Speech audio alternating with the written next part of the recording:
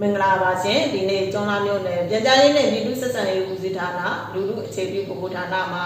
ရာသီတုပ်ကွေးယောဂအကြောင်းဒီကောင်းစရာအသိပညာပေးတော့ရှိုးဆွေးနွေးပွဲကျင်းပတာဖြစ်ပါတယ်ရာသီတုပ်ကွေးယောဂအကြောင်းဆွေးနွေးပေးပါအောင်ရှင်ဟုတ်ကဲ့ရှင်ရာသီတုပ်ကွေးရဆိုရင်ဗိုင်းရပ်စ်ကြောင့်ဖြစ်ပွားတတ်တဲ့အသက်ရှူလမ်းကြောင်းဆိုင်ရာကူးစက်ရောဂါတစ်မျိုးဖြစ်ပါတယ်ချောင်းဆိုးခြင်းနှာစေးခြင်းသို့မဟုတ်အနီးကပ်တွေ့ခြင်းတို့မှာတစ်ဆင့်လူတစ်ဦးမှတစ်ဦးတို့ကူးစက်နိုင်တဲ့ရောဂါဖြစ်ပါတယ်ရာသီတုပ်ကွေးဖြစ်ပွားတဲ့လက္ခဏာတွေကိုလည်းပြပြပေးပါအောင်ရာသီတုပ်ကွေးဖြစ်တဲ့အချိန်မှာဆိုရင်ကိုယ်ပူတယ်ဖြားတတ်တယ်ချောင်းဆိုးတယ်လက်ချောင်းနာတယ်နှာချေတယ်နှာရည်ယိုတယ်နှာပိတ်မယ်ခေါင်းကိုက်မယ်ကြွက်သားနဲ့ကိုယ်လက်ကိုက်ခဲခြင်းတွေဖြစ်ပွားမယ်အလွန်ပင်ပန်းနည်းနည်းခြင်းတို့ဖြစ်ပွားတတ်ပါတယ်ရာသီတုပ်ကွေးဖြစ်ပွားပါကဘယ်လိုကာကွယ်ရမလဲရှင်ရာသီတုပ်ကွေးဖြစ်ပွားရင်လက်ကိုဆက်ပြနဲ့မကြာခဏဆေးကြောရမယ်ချောင်းဆိုးမယ်နှာချေချိန်မှာပါးစပ်နဲ့နှာခေါင်းကိုတစ်စုတောင်မှမဟုတ်ရင်နှာခေါင်းနဲ့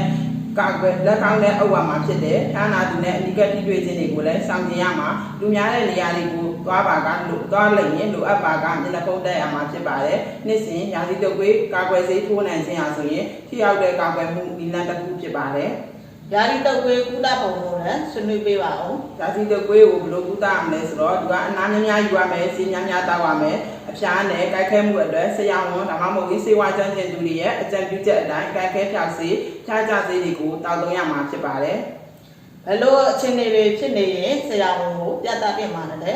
အသက်ရှူခတ်ခြင်းရင်ပတ်အောင်ခြင်းအဖျားမြင့်ပြီးတော့ကြားစေအဖျားမကျတဲ့အချိန်တွေတတိလက်ပြီးတော့အမမဟုတ်စိတ်ရှုပ်သူတဲ့အချိန်တွေကလင်းငယ်တွေကိုဝန်ဆောင်မိခင်တွေတက်ကြီးရွယ်အိုတွေနာတာစေယောဂရှိတဲ့လူတွေဟာဆိုရင်ယောဂလက္ခဏာပြင်းထန်တဲ့အချိန်ယောဂလက္ခဏာစတင်ပြီးတော့40နာရီအတွင်းမှာဆရာဝန်နဲ့ကြားသားဖို့လိုအပ်ပါတယ်